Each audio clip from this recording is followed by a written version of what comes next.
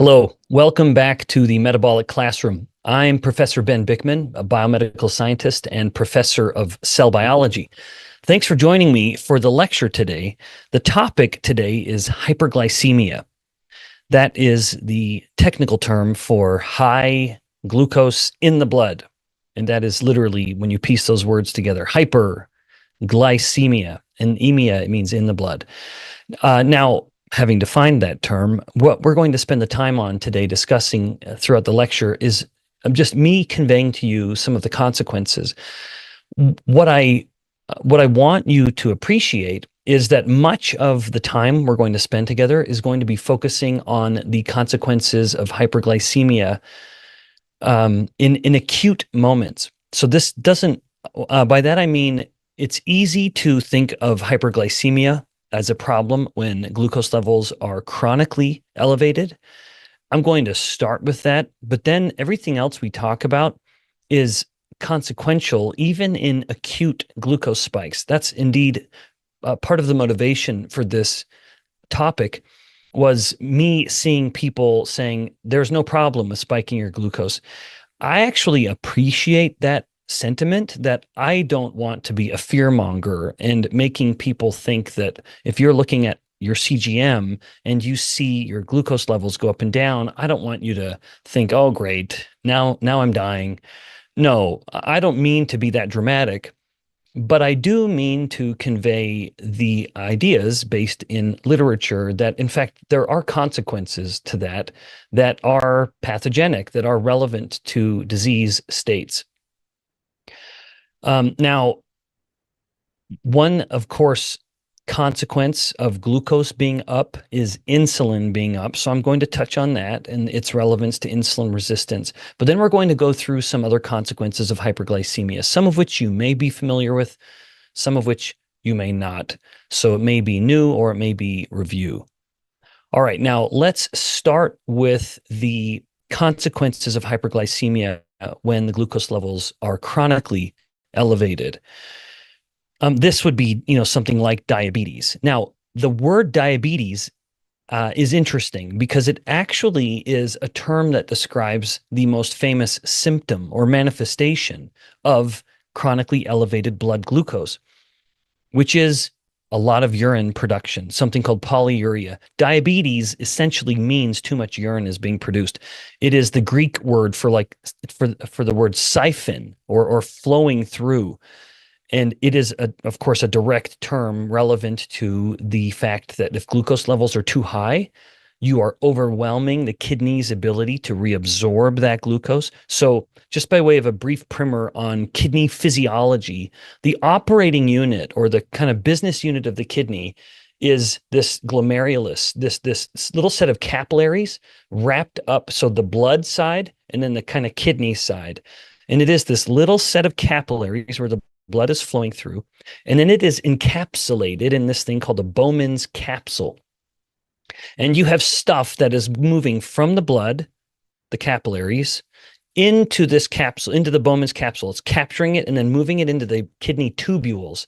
Now, as I'm acting this out, if you're watching, in this arm here, which is the kidney side absorbing stuff from the blood, what is now going down the length of my arm, but down the renal tubule in the metaphor, that's going to be ultimately excreted into the urine unless it gets reabsorbed. And so when glucose gets filtered at the glomerulus, it will get reabsorbed. And so the actual amount of glucose that comes into the urine is very, very modest, essentially none. In a healthy person, there will be no glucose in the urine.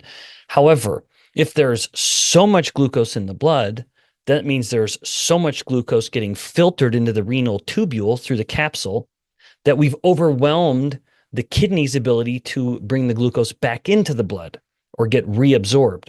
So glucose levels have overwhelmed the capacity of glucose to be reabsorbed. Now, the glucose is staying in the kidney. And that has this effect called an oncotic effect. I'm getting a little more technical than I intended, but I'll really make an effort to kind of bring it back to basics. So where there is too much glucose, as it's getting stuck in the kidneys, it's pulling more and more water with it. Now that water is coming from the blood, which will cause a hemodynamic or a blood problem, which I'll mention in just a second. But the consequence of this that is so obvious is that the person is urinating a lot. So high glucose results in too much glucose getting filtered at the kidney, and the kidney can't bring it back all into the blood like it should. So the excess glucose that's staying in the kidney is pulling in excess water, which is resulting in much more urine production than normal. Now, back to the hemodynamic or the cardiovascular effect that I alluded to a moment ago. If you are pulling in a lot of water and dumping it in the urine, the origin of that water is the blood. About half of what is our blood is water.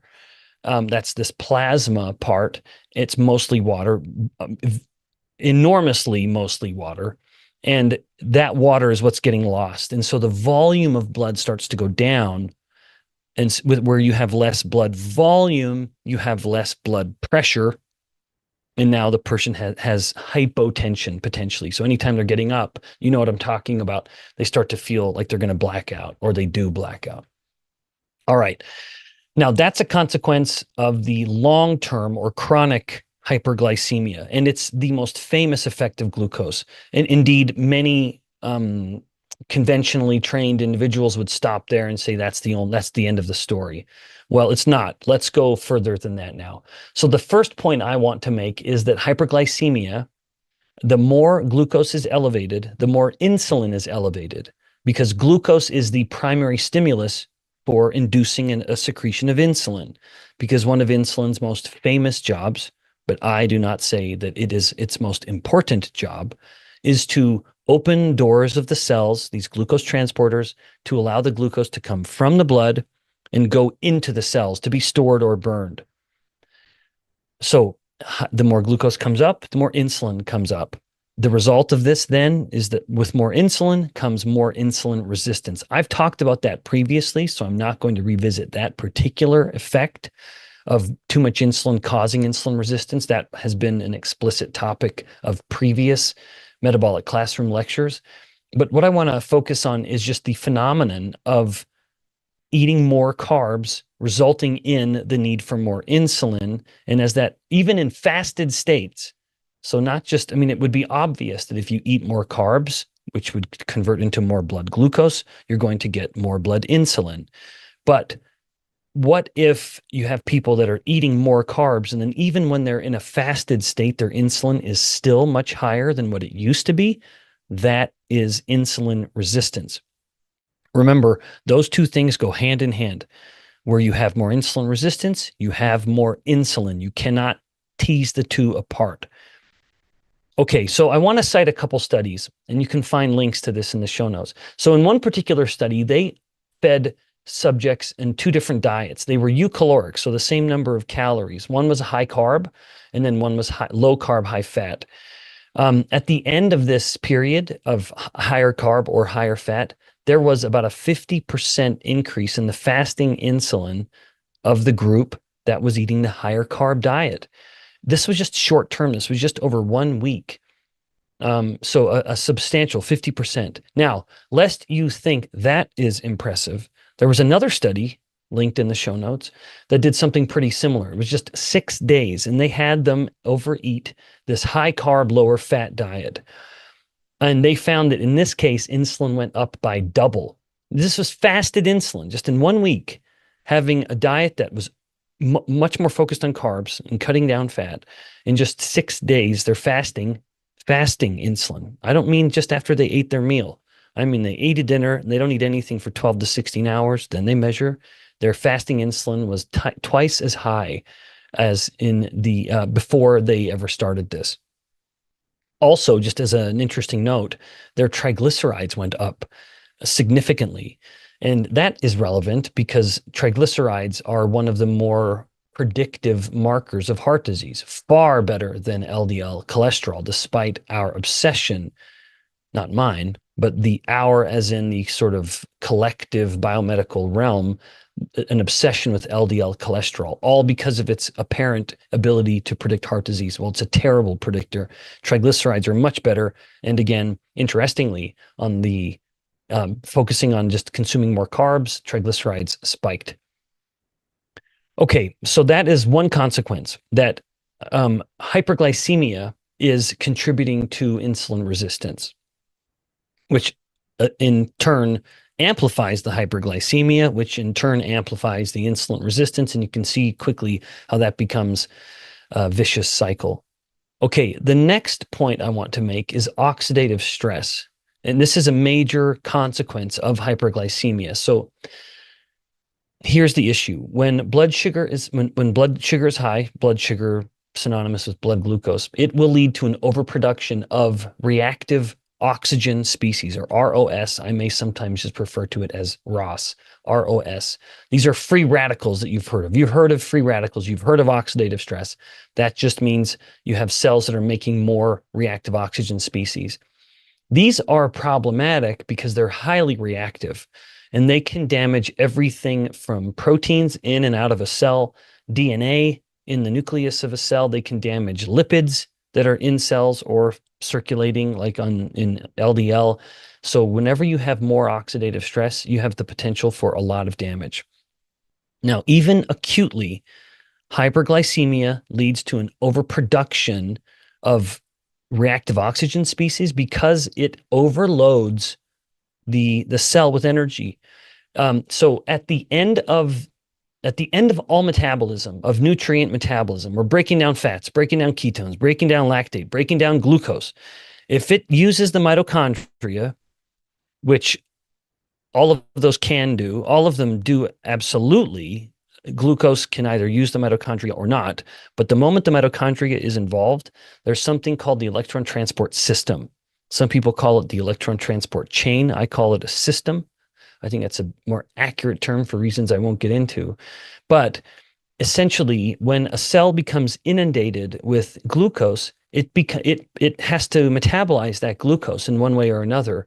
And there's evidence to suggest, I have a paper linked here, that it actually overwhelms the first complex, the first kind of enzymatic group or process within this electron transport system that is the main area of actually producing the ATP, or the molecule that the cell needs to get any kind of work done. It overwhelms complex 1. So complex 1 is just getting these molecules overfed. It's getting stuffed, shoved in its mouth, and some of it's just sort of spilling out.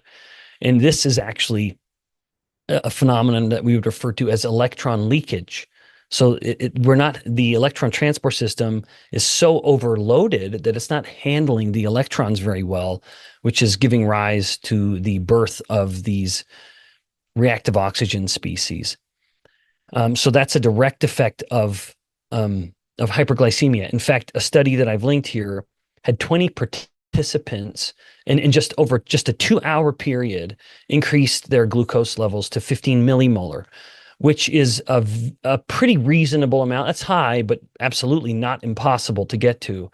And they found that over this time, they measured a plasma marker of oxidative stress called nitrotyrosine, and it skyrocketed. So this direct marker of oxidative stress just went through the roof, just with one single bout of hyperglycemia. Now, that has consequences, including on the blood vessel, where you have more oxidative stress, you're risking damaging the blood vessel directly, and I'm going to get to that in a moment, and also altering lipoproteins. And I'll get to that one too, as well, as you have some oxidative stress on lipoproteins and the consequences in the blood vessel and atherogenesis. But I'll come to that one in a moment. I wanted to treat those as their own topics. Now, before I get to the endothelium and lipoprotein alterations with hyperglycemia, I wanted to get through a couple more topics. One of them you have heard me mention before, and I actually predict this is going to become a bigger and bigger topic. I have started talking about it more, but also my friend and colleague, Dr. Paul Reynolds, also a professor in the cell biology department here at BYU. He and I have published multiple papers together on these topics, and it has been his area of research for some time, which is advanced glycation end products. AGEs, advanced glycation end products. Now, advanced glycation end products are problematic in their own right But the next topic we get to will highlight a consequence of that with their receptors. But advanced glycation end products are these toxic molecules that are formed when glucose or other simple sugars, fructose, in fact, fructose can do it even more than glucose can, but not all simple sugars, because, for example, allulose has little to no effect on glycation. So with glucose, because that is the topic, the glucose molecule will irreversibly bind other molecules like proteins, like or amino acids or fats or even DNA. And all of this, as you have undergone this glycation, in fact, even the proteins in skin, collagen, and as the glucose molecule is irreversibly binding, you're damaging these things. And this is why glycation is known to contribute to things like retinopathy or problems of vision, kidney disease, atherosclerosis, Alzheimer's disease, premature wrinkles and aging, as the glycation is affecting the collagen in the skin. So all of these tissues are susceptible to glycation, and once glycated, because of these advanced glycation or becoming advanced glycation end products, they are irreversibly damaged and then have to be cleaned off, or resolved by basically breaking it all down. So that's another problem. So advanced glycation end products and the direct contribution that they have to chronic diseases. And I have a good paper linked that is a review on this, but it is a steady buildup of these glycation products that will affect nearly every organ of the body. In fact, I say nearly because I'm not familiar with evidence of every organ, but I suspect it is, in fact, every organ. The only measurement we have to get an idea of glycation is HbA1c. So glycated hemoglobin is the marker. That is when the glycation has occurred at the hemoglobin, not only compromising or most directly compromising the red blood cell's ability to carry oxygen, its most famous job, but it also then becomes the only marker that reflects overall glycation. Now, I had mentioned when I first brought up age formation that there's an inflammatory component to this. And this is where Dr. Reynolds, my friend and colleague, first started collaborating, because when I was a young professor, one of my primary focuses was something called a pattern recognition receptor, particularly a receptor on a cell. So a receptor is something like a baseball mitt that is used to catching things. And the receptor that I studied was one called TLR4. TLR4 has substantial similarities with another pattern recognition receptor called RAGE, RAGE, which is the receptor for advanced glycation end products. So as much as I just got done describing the formation and consequence of advanced glycation end products or AGEs and them binding to molecules and irreversibly damaging them, we add to that this phenomenon wherein age is binding to RAGE. And when RAGE is activated, it ramps up inflammation. So anytime you can increase age formation, you are promoting this pro-inflammatory environment or milieu within the body at large. Indeed, if you look at markers of inflammation like C-reactive protein, which more and more people get measured, or TNF-alpha, many of the interleukins or the interferon, like interferon gamma, all of these and there are dozens of these that we could list. I could probably get through about a dozen, and then I'd have to look up the names of the rest. But there are many of these molecules that are both a consequence of inflammation being turned on and a cause, because as they start spreading through the body, they activate other immune cells like macrophages. But suffice it to say, the more we have inflammation, the more we're damaging tissues. Inflammation is something that is intended to be turned on and then turned off. It has a very specific target, like a wound. I need to heal this wound, or I need to fight this particular bacteria. When you have this metabolically derived inflammation, there's no end. As much as the person is continuing to exist in a hyperglycemic state, even temporarily, spiking it up and down, At that peak, you have the formation of advanced glycation end products. Those advanced glycation end products can bind RAGE, promoting inflammation. And of course, one consequence of inflammation is going to be insulin resistance. And then because inflammation is one of the cardinal causes of insulin resistance, but you also have just the potential of inflammation to put the immune cells in a state of aggravation, if you will, including macrophages, which can be residing in the walls of the blood vessel or the endothelium. And that is a decent transition to the next topic, which is revisiting one I'd alluded to earlier, namely hyperglycemia and the damage to the endothelium. Now, so the endothelium is the innermost lining of the blood vessels. That is relevant because it is thought to be damage to the endothelium that is the triggering event for atherogenesis, or the formation of the atherosclerotic plaque. So as much as we're talking about hyperglycemia and endothelial damage, there is this substantial and meaningful undertone to all of this, which is cardiovascular disease and the heightened risk that comes from spiking glucose. So let's kind of elaborate. One thing, just to revisit the inflammation and the insulin resistance, I have a friend up at the University of Utah, and he published a paper a number of years ago finding that when the endothelium becomes insulin resistant, which again, inflammation causes, it is less capable of producing nitric oxide. And nitric oxide is one of the main molecules, the main molecule that promotes vasodilation, or the dilating or the expansion of a blood vessel. Of course, intuitively, you can see that if we have a blood vessel expand, that would mean the amount of the volume, the fluid that is in that blood vessel has a lower pressure. Things can slow down a little bit and blood pressure comes down. Well, that's going to be a universally accepted benefit when it comes to controlling heart disease risk, because high blood pressure or hypertension is a substantial risk for heart disease. So again, if the endothelium is becoming insulin resistant, it is making less nitric oxide, which would mean less vasodilation or more vasoconstriction. The more the blood vessels are constricted, the harder and faster the blood is moving, blood pressure is higher, the greater the potential risk for some sort of shearing damage to the blood vessel wall. Now, that's all interesting. Let's get a little more interesting by invoking something you've probably heard of because it's been discussed so readily and well nowadays, which is the Glycocalyx.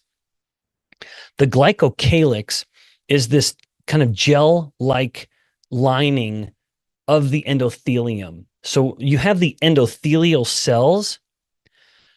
In fact, it's almost analogous to mucus in the intestines.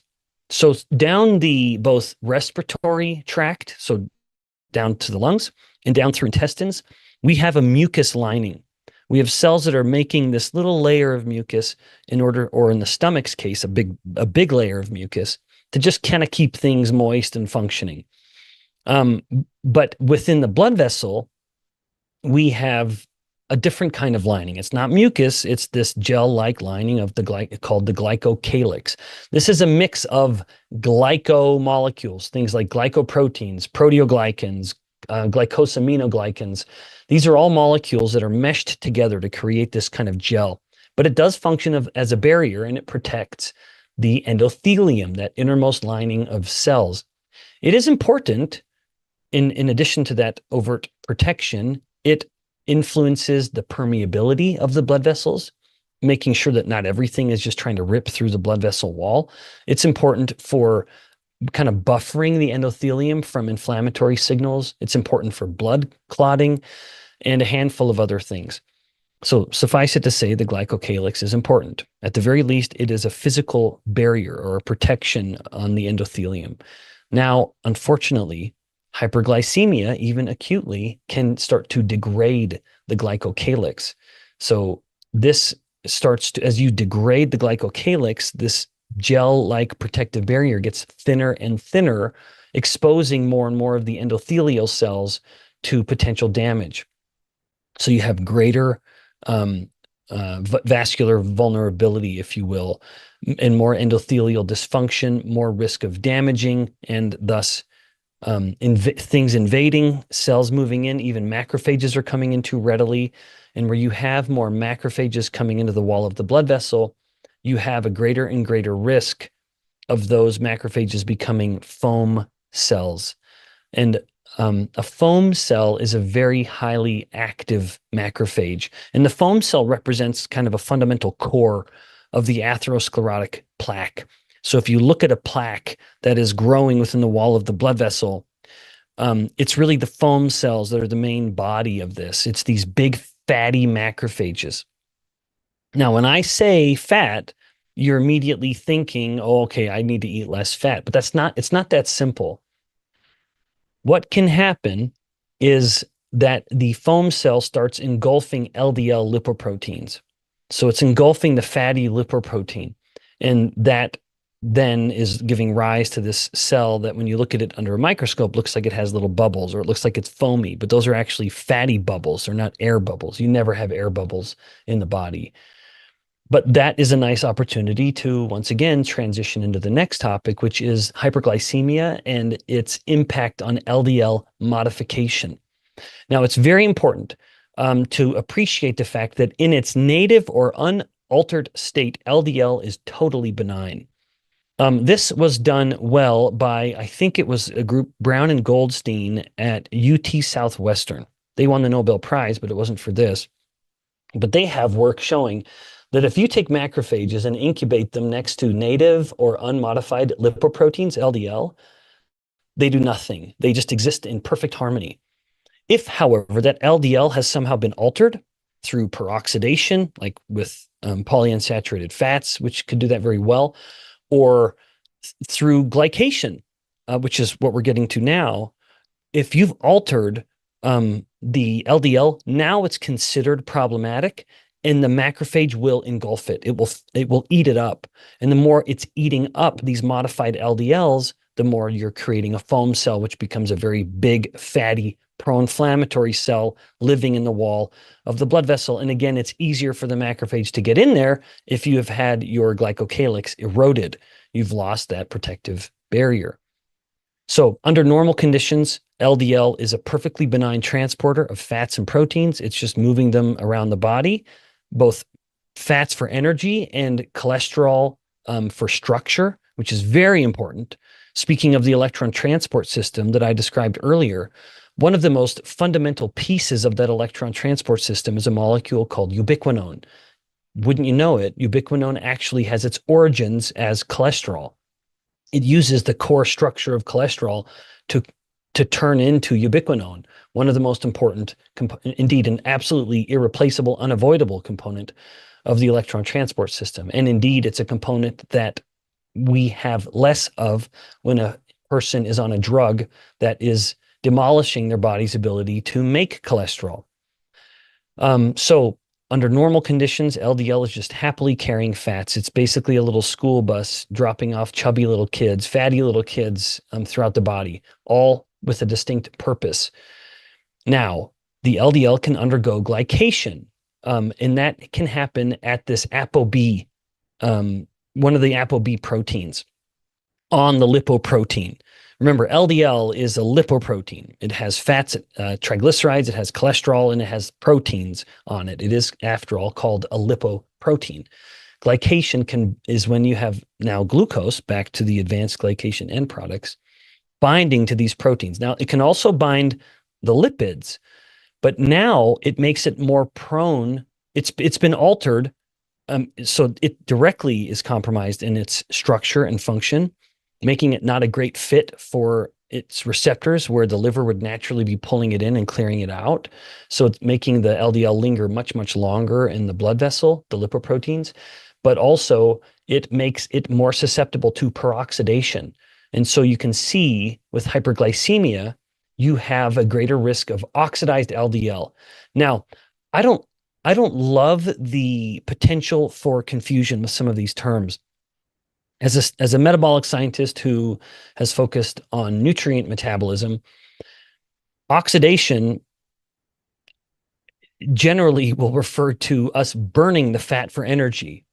So even though I just mentioned that it increases oxidized LDL, that really is more a reflection of the oxidative stress damage, which technically would more accurately be referred to as peroxidation, not oxidation, but peroxidation. But those terms are used pretty interchangeably.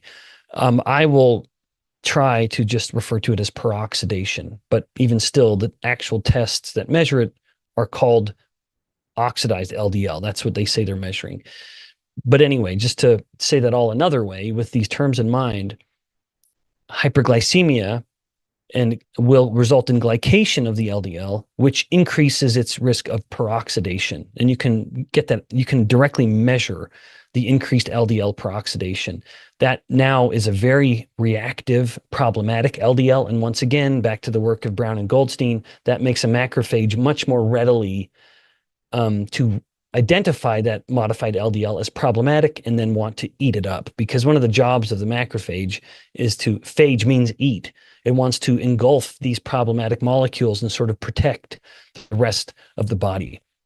So the takeaway from this sort of final segment actually is that hyperglycemia isn't just a consequence or isn't just relevant to the blood glucose and the insulin, that there's a direct modification of molecules like LDL, not to mention the Glycocalyx, and not to mention the inflammation, which is putting the immune cells in a heightened state of alert anyway, but it's all contributing to this kind of perfect cardiometabolic storm. And the paper that I have linked for this segment refers to this process of glycooxidation, or perhaps to be a little more precise, it could have been glycoperoxidation, but that doesn't sound quite as good. And I'm all about things sounding good. And again, that's not my term. That's in that paper that I've linked.